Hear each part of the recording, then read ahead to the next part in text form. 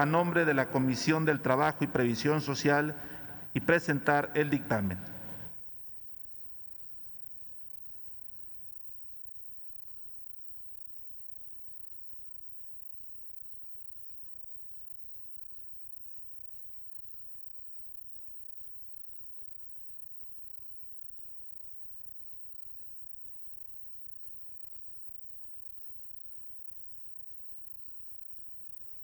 Muchas gracias, presidente del Senado, Eduardo Ramírez.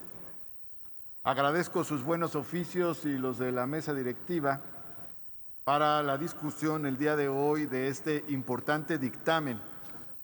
También quiero reconocer el trabajo de la senadora Ana Lilia Rivera, presidenta de la Comisión de Estudios Legislativos Segunda, y por supuesto y especialmente la labor siempre comprometida y de principios del senador Napoleón Gómez Urrutia, presidente de la Comisión de Trabajo, quien se encuentra recuperándose ahora de las consecuencias de esta terrible pandemia que ha azotado a la humanidad a lo largo de este año. Un saludo y un abrazo fuerte para mi querido amigo el senador Napoleón Gómez Urrutia, mi reconocimiento. Vengo a esta tribuna comisionado por la Junta Directiva de la Comisión de Trabajo a la presentación de este dictamen, particularmente a propuesta de la senadora Patricia Mercado, a quien agradezco su gentileza para invitarme y pedirme presentar este dictamen. El dictamen que hoy nos ocupa está apoyado y basado en varias iniciativas presentadas a lo largo de esta legislatura. Así, se toma en cuenta la iniciativa presentada el 4 de septiembre de 2018 por el Grupo Parlamentario de Morena, que reforma el artículo 90 de la Ley Federal del Trabajo relativo al salario mínimo. También se apoya en la presentación de una iniciativa del Grupo Parlamentario del Partido Acción Nacional, presentada el 31 de octubre del 2018, por la cual se busca reformar los artículos 90, 94, 561 y 570. También, por otra parte, este dictamen se apoya en la iniciativa presentada por la senadora Soledad Luébano, que reforma los artículos 90 y 346 de la Ley Federal del Trabajo y fue presentada el 26 de noviembre del 2019. Y se apoya también, finalmente, este dictamen en la iniciativa presentada por un servidor, Martí Batres, y más de 70 legisladores que suscribieron dicha iniciativa, pertenecientes a todos los partidos políticos representados en el Pleno de este Senado de la República, para reformar los artículos 85 y 90 relacionados con el salario mínimo de la Ley Federal del Trabajo. Estas iniciativas coinciden en la preocupación por el grave proceso de deterioro del poder adquisitivo del salario mínimo en las últimas décadas. El salario mínimo llegó al punto histórico más elevado de su poder adquisitivo en el año de 1976. Pero a partir de ese año, después de ese año, comenzó a disminuir su capacidad adquisitiva. Primero, de manera matizada, moderadamente, pero a lo largo de la década de los años 80, el poder adquisitivo del salario mínimo cayó de manera dramática con las crisis y las decisiones de política económica que ocurrieron en aquella década. Al comenzar este siglo, el salario mínimo había acumulado ya una pérdida de su poder adquisitivo de más de un 70% y aún continuó perdiendo capacidad adquisitiva.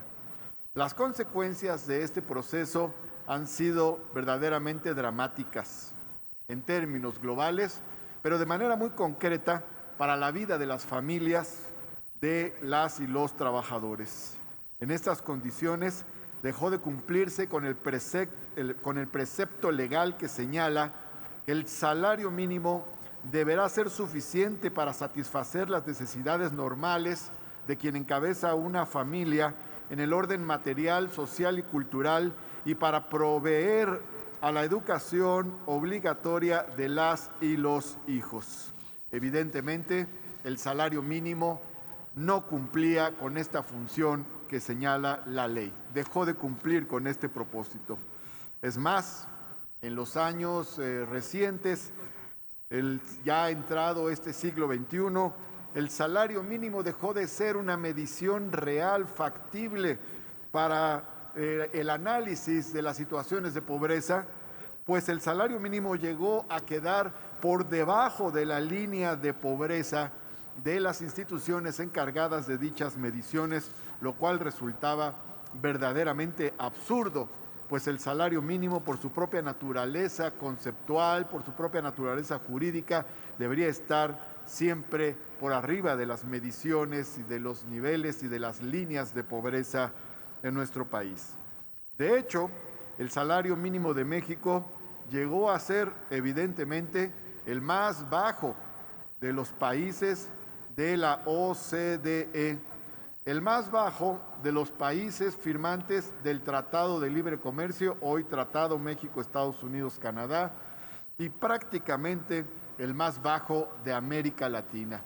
El salario mínimo en México llegó a estar por debajo del salario mínimo de Brasil, del salario mínimo de Argentina, del salario mínimo de Chile, de Colombia y de otros países con desarrollo similar al de México, pero llegó a estar por debajo también, el salario mínimo de México llegó a estar por debajo del salario mínimo de Honduras, de Guatemala, de El Salvador y de otros pequeños países con niveles de desarrollo y Producto Interno Bruto mucho más pequeño que el de México.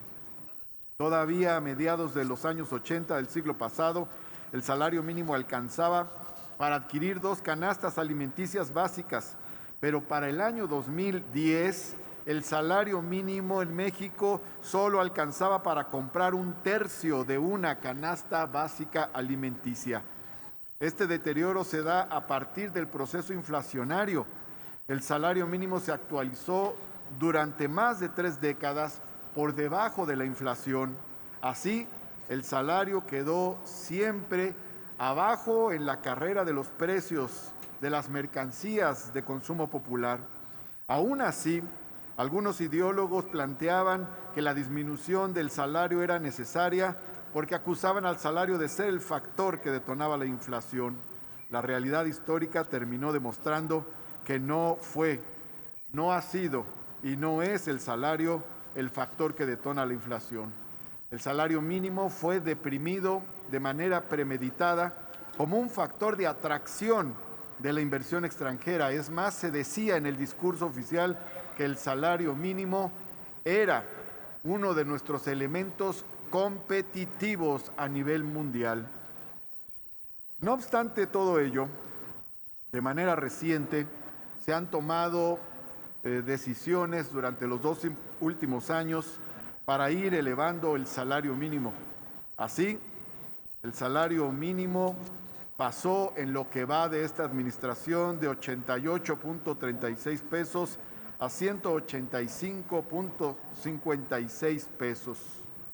Esto quiere decir que ha iniciado un proceso de recuperación del salario mínimo por las políticas públicas relacionadas con este tema. Gracias a ello, el salario mínimo ha tenido el aumento más elevado de los últimos 40 años y gracias a ello, y como consecuencia de ello también, el salario general ha tenido el aumento real más elevado de los últimos 20 años. Por esos motivos, nos parece muy importante la presentación de las iniciativas mencionadas y las Comisiones Unidas de Trabajo y de Estudios Legislativos Segunda han procedido a realizar la dictaminación correspondiente. Las reformas que se proponen a este Pleno son las siguientes. Se plantea adicionar un párrafo al artículo 90 de la Ley Federal del Trabajo que diga lo siguiente: la fijación anual o la revisión de los salarios mínimos nunca estará por debajo de la inflación observada durante el periodo de su vigencia transcurrido. De esta manera, aun cuando se eleve la inflación, el salario mínimo siempre recuperaría lo perdido como una base mínima que daría pie al impulso de políticas públicas para su aumento de acuerdo a las posibilidades económicas de desarrollo, sociales y otras que existan en los contextos en que la Comisión Nacional de Salarios Mínimos decida sobre ello. Su tiempo, senador.